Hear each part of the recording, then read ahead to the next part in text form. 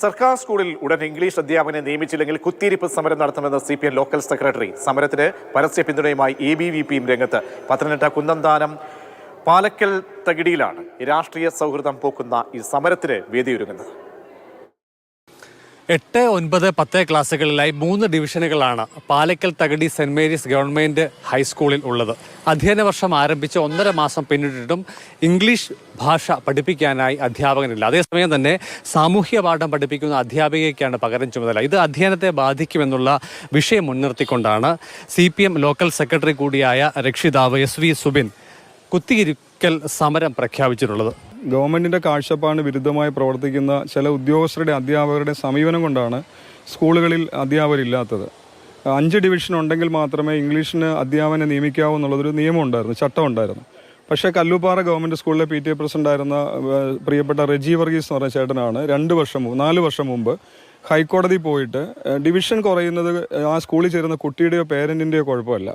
അപ്പോൾ അതുകൊണ്ട് തന്നെ ഞങ്ങളുടെ കുട്ടിക്ക് ഇംഗ്ലീഷിൻ്റെ ഭാഷ പഠിപ്പിക്കാൻ അധ്യാപകൻ വേണമെന്നാവശ്യപ്പെട്ട് ഹൈക്കോടതി പോവുകയും ഹൈക്കോടതി വിധിയുണ്ട്. ആ വിധിയുടെ അടിസ്ഥാനത്തിൽ 3 ഡിവിഷനുള്ള സ്കൂളുകളിൽ ഇംഗ്ലീഷ് അധ്യാപകരെ നിയമിക്കാമെന്ന് ഉത്തരവുണ്ട്, ഹൈക്കോടതി വിധിയുണ്ട്. ആ വിധിയുടെ അടിസ്ഥാനത്തിൽ കഴിഞ്ഞ 2 വർഷവും പാലക്കത്തകടി സ്കൂളിലും നമ്മുടെ പത്തനംതിട്ട ജില്ലയിലും പ്രത്യേകിച്ച് 3 ഡിവിഷനുള്ള എല്ലാ സ്കൂളിലും നിയമനം നടന്നിട്ടുണ്ട്. നിലവിൽ ഞാൻ മനസ്സിലാക്കിയിടത്തോളം 17 സ്കൂളിൽ ഈ നിലയിൽ നിയമനം നടന്നിട്ടില്ല പത്തനംതിട്ട ജില്ലയിൽ.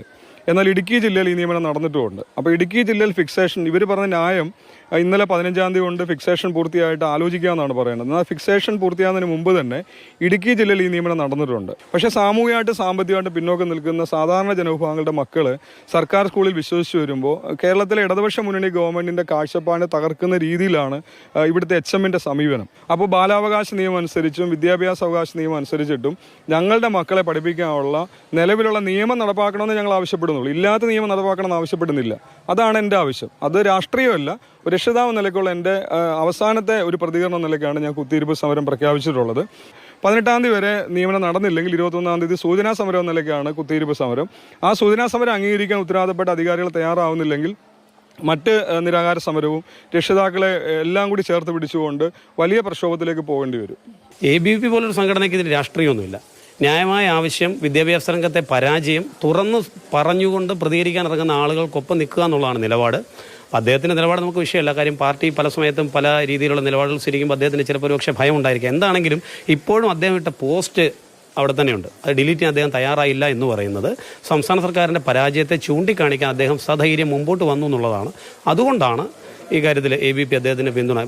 അതേസമയം തന്നെ സ്റ്റാഫ് ഫിക്സേഷൻ പൂർത്തിയായെന്നും സ്കൂളിൽ താൽക്കാലിക അടിസ്ഥാനത്തിൽ അധ്യാപക നിയമനത്തിനുള്ള ഉത്തരവ് ആയിട്ടുണ്ട് എന്നുള്ളതാണ് വിദ്യാഭ്യാസ വകുപ്പ് അധികൃതർ വിശദീകരിക്കുന്നത്. CK Abhilal, Mathrubhumi news.